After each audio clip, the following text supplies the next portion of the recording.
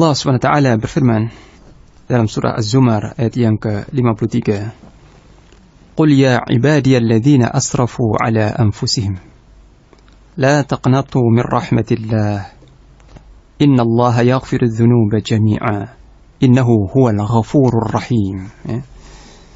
Katakanlah wahai Rasulullah, wahai hamba-hambaku, katakanlah, wahai hamba-hambaku yang telah melampaui batas dalam berbuat dosa dan maksiat, yang telah berlebihan dalam melakukan maksiat dan pelanggaran syariat Allah.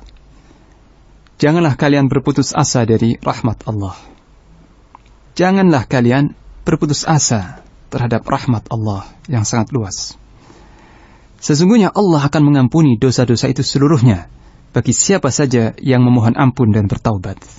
Ini penegasan dari Allah Ta'ala sendiri. Innallaha yaghfiru dzunuba jami'a. Sesungguhnya Allah akan mengampuni dosa seluruhnya bagi siapa saja yang memohon ampun dan bertaubat. Innahu huwal ghafurur rahim. Sesungguhnya dialah yang maha pengampun lagi maha penyayang.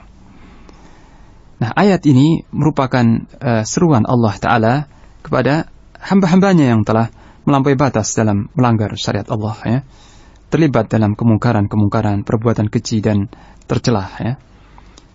Allah mengingatkan mereka, jangan sampai syaitan membisikkan ke dalam hati mereka perkataan yang mengandung putus asa atau rasa putus asa terhadap luasnya rahmat Allah Ta'ala dan luasnya ampunan Allah Ta'ala.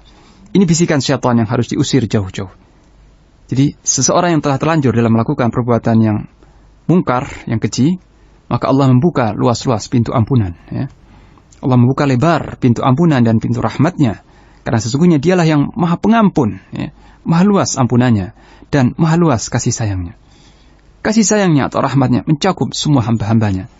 Terlebih mereka yang bertaubat kepada Allah SWT dari dosa-dosanya, kembali ke jalan Allah, maka Allah akan menyambut mereka dengan kasih sayangnya, dengan ampunannya, mengampuni dosa-dosa mereka, menerima taubatnya, dan menjanjikan pahala yang besar bagi mereka yang bertaubat kepada Allah Ta'ala.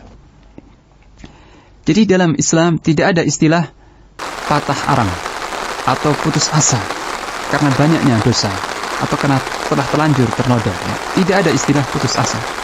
Seorang yang tidak memperbaiki dirinya dan kembali ke jalan Allah, kembali kepada syariat Allah, maka jalan itu terbuka lebar, pintu itu terbuka lebar-lebar. Dan tidak sedikit orang-orang yang berlumuran, kesalahan, ternoda dan sebagainya, tapi kemudian dia bertaubat kepada Allah Subhanahu wa Ta'ala sehingga menjadi orang-orang yang saleh, sehingga menjadi laki-laki yang saleh atau perempuan-perempuan yang salihah. Sangat banyak sekali.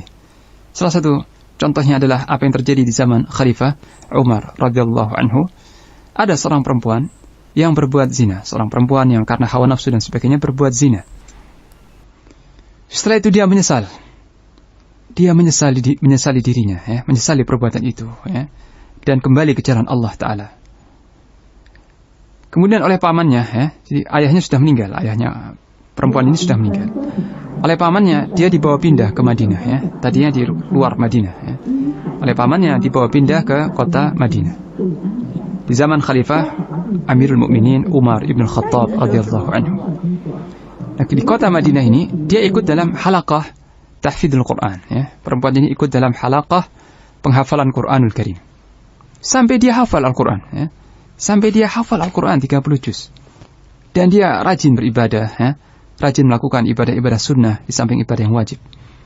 Berubah 180 derajat, berubah menjadi perempuan yang salihah. Setelah itu datang seorang pemuda yang saleh dan bertakwa, meminang perempuan itu kepada pamannya, karena ayah meninggal, maka dia melamar atau meminang kepada pamannya. Pamannya ketika hendak menerima lamaran tersebut, dia ragu-ragu, karena yang datang ini seorang pemuda yang saleh yang bertakwa. Ditangguhkan penerimaannya. Dia bertanya dulu kepada Khalifah Umar, paman si perempuan itu datang kepada Khalifah Umar dan menceritakan masalahnya, Jadi keponakan saya ini masa lalunya seperti itu. Tapi dia kemudian bertaubat kepada Allah. Setelah itu datang seorang laki-laki yang saleh melamarnya. Apakah boleh saya menerima lamarannya, dan saya nikahkan keponakan saya itu sebagaimana perempuan-perempuan salihat lainnya, atau saya harus ceritakan sejarahnya. Maka Khalifah Umar radhiyallahu anhu berkata, kalau engkau sampai membuka aibnya, engkau sampai membongkar masa lalunya, niscaya engkau akan aku cambuk sekian puluh kali. Ya. Engkau akan aku cambuk sekian puluh kali. Nikahkanlah dia sebagaimana wanita-wanita salihat lainnya. Ya. Itu jawaban Khalifah Umar. Nikahkan dia, itu keponakanmu, sebagaimana dinikahkannya perempuan-perempuan salihat lainnya. Ya. Itu. Nah, seperti ini tabiat syariat Islam. Ya. Membuka kesempatan yang luas sekali untuk orang yang hendak memperbaiki diri. Kapan saja hendak memperbaiki diri, sebelum roh itu sampai ke tenggorokan, ya, sebelum nyawa sampai di kerongkongan, maka Allah menerima taubatnya. Ya. Disebutkan dalam hadis yang sahih, sesungguhnya Allah Ta'ala membentangkan tangannya di waktu malam untuk menerima taubat ya, orang-orang yang berdosa di siang hari. Dan dia membentangkan tangannya di waktu siang untuk menerima taubatnya orang-orang yang berdosa di malam hari. Dan itu senantiasa dilakukan oleh Allah Ta'ala sampai matahari terbit dari arah barat. Ya, sampai menjelang kiamat.